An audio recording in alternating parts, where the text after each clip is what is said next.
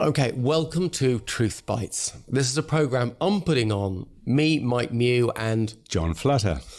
We're putting this together because we want to get a lot of information out there as quickly as we can without massive background preparation. And you know what I think, John, I like a two-way conversation. I like a two-way conversation. We've both come to this with different points of view, but basically hold the same philosophy on our treatment. Yeah. We not only share similar opinions, but we have great chats. And also, both of us have been at the coalface. I've been doing clinical dentistry, helping children to grow straighter teeth for the better part of 50 years during my professional career. And you've been doing much the same. Much the same thing. I wouldn't consider myself to be an academic.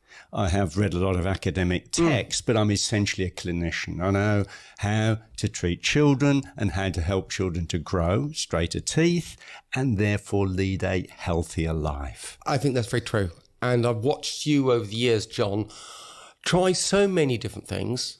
And, you know, you've probably entered the business arena more than I have. And I have great respect for you that. And you've found out what's work and what you can run a business on. Mm-hmm. And I think between us, we're going to go through a lot of different topics and, you know, have a conversation about those topics. And in that conversation, I think a lot of interesting stuff will come out that I hope people will be interested in. And particularly we want to engage families and particularly young children, because we feel that growing children, we can influence the growth and development, not only leading to straighter teeth, but a healthier life. I think that's very important. I mean, it's got to be prevention we're talking about. It's prevention, and prevention starts with diagnosis, and diagnosis starts with why are so many children growing up with crooked teeth today? It's too much. This is our big worry. You know, what can we do to stop this in its tracks? When I started working some 50 years ago as a dentist, the principal problem we had was in the United Kingdom was the vast majority of teenagers had seriously decayed teeth. Over the last 50 years, the rate of decay in teenagers in the UK and in Australia has reduced dramatically. But what have we seen increase? Malocclusion. And sleep apnea and ENT problems and deviated nasal septums and TMD, jaw joint problems. All of these myriad of problems have been increasing. Absolutely. And no one seems to be saying why, what's happening. And we feel that it's very largely down to poor cranial growth and development. Yeah. A craniofacial structure, a face that's not the right shape, doesn't work properly. And if it doesn't work properly, evidence of that is crooked teeth. One of the symptoms is crooked teeth. And if you've got crooked teeth, you have a symptom of craniofacial dystrophy, incorrect craniofacial development, and you probably have some of the other problems as well. Yeah, but the easiest one to identify is crooked teeth. Exactly. Now, we're going to be putting out videos on YouTube using the material that we create from these discussions. If you want the long version, the unedited cut, that's all going to be on our Patreon site. So please do join us on Patreon to see the uncut version, the long versions of what we're creating. So I've been focusing my clinical attention on trying to help children to grow straighter teeth. And by doing that, we're looking at the whole body approach. I think that's very important. Because crooked teeth is just one symptom. And once you notice that the children have crooked teeth, then we notice that there are a number of other issues associated with that, right down to the posture and even looking at children's feet, as we can see in the video. I get a lot of criticism from my orthodontic colleagues if I talk even about forward head posture. Well, me too. I've had criticism all my professional life. It hasn't stopped me doing it, but we look at children as a whole. And to me, the key to that is to get the child out of the dental chair. Yeah, I think, you say this to me so often, and I'm still using dental chairs. Although I do like to get them out of the dental chair as well, following yours and others' advice. I think it's very important to look at the whole person. But you do need a dental chair if we're going to do procedures in mouth, clearly. But really the identification, if we look at children and we look at them and see children who have their mouths open.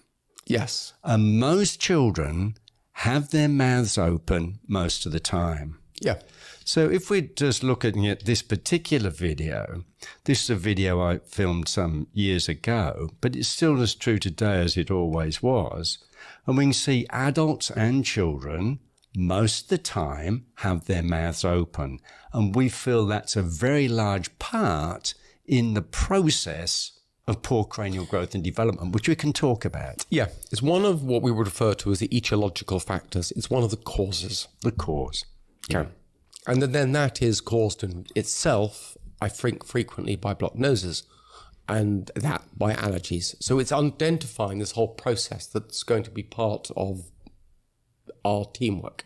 I would also say to a certain extent that the blocked nose follows the mouth open. Which comes first is sometimes difficult to say, but they certainly go hand in hand. Yeah, very true. And the mouth breathing itself is a problem in terms of health. Just the fact that you're breathing through your mouth is physiologically less healthy than breathing through the nose. I think for multiple reasons. For multiple reasons. And if the mouth is open and the tongue is low, even if air is going in through the nose, no air is going in through the mouth as well. They are mouth breathers. Yeah, yeah. So this is an interesting definition, I think, that a lot of people don't understand about mouth breathing. A lot of people say to me, oh, but I'm breathing through my nose. However, if your tongue is down from the roof of your mouth and if your lips are apart, you have an open oral posture. And that's the concern. I'm less concerned, although I am concerned, I'm less concerned about where the air goes. Well, I think where the air goes is important because the physiology of breathing is better when you breathe through the nose, particularly in terms of filtration and purification of the air, which doesn't occur when you breathe through the mouth. No, I don't. And I think for other reasons it's also important, but the tongue to palate contact and the lips being sealed and the teeth being in or near contact are so important for the overall structural growth. This is what my father terms the tropic premise. The tropic premise, cornerstone of correct orofacial growth. And if the tongue's not on the roof of the mouth, the lips are apart and the teeth are apart, then it will affect how your face grows. Yes, and that can be identified just by looking at the face. Yeah. And I've been doing this for, well, hard to imagine my hair used to be that colour once. Is that you, John? Yeah, that was back in the early 1980s. And I built what we called a tooth fairy's house. It was a way of introducing myself to children. I was trying to establish a paediatric practice. And by looking at children like this, it occurred to me that this increase in the number of children who had crooked teeth was related to poor cranial growth. And you could see that by looking at the face. Yeah. And most children have their mouths open most of the time. Yeah, and I think it's something we need parents to look at, because the number of times I've talked to parents about this and they swear to me their child's lips are together. Absolutely, absolutely. Even when I do lectures, and I've taught this material throughout the world, and often we get children to come to the lectures so we can show certain features of the growth and development. They're often children of the dentists and orthodontists who are in the audience. And then we discover that they've got their mouths open most of the time. And even the dentists and orthodontists don't realise their children have that. So even the parents who are in the audience have not yet observed their children's oral posture. Correct. Yeah. It's something that we don't look at. It's something that's not generally observed. But all you have to do is look just in the community and you can see it's true. And we also think that the breastfeeding is an important part of the growth and development process in the early years of life. It is. Funnily enough, I had a patient who came in today with 3 children who we assessed. And she said that she had got problems because she wasn't breastfed. Mm-hmm. And I said, I'm sure that doesn't help, but I don't think it's the whole reason. Mm-hmm. I see so many people who are breastfed exclusively for extreme periods of time. I mean, the type of patients, that come and see me are patients that have really done their research. So I get this interesting sample of patients, and I definitely don't think it sets you off to a good start, but there's so many other factors as well that come in to contribute. Absolutely. I'm one of 4. We're all breastfed, and I have a really severe malocclusion, whereas my brother has got 32 teeth in full occlusion with no crowding at all, whereas I've got a severe malocclusion. We're both breastfed, and that, I believe, was a breathing issue that I had, or in fact still have. But what I want to make... Your brother has better facial form, I'm guessing. All right. You know how to hurt me, Michael. Okay. He doesn't have my wit and charm and personality. Yeah, he's got better facial form. He does, yeah. Just wondering. Having not met him, just a wild guess.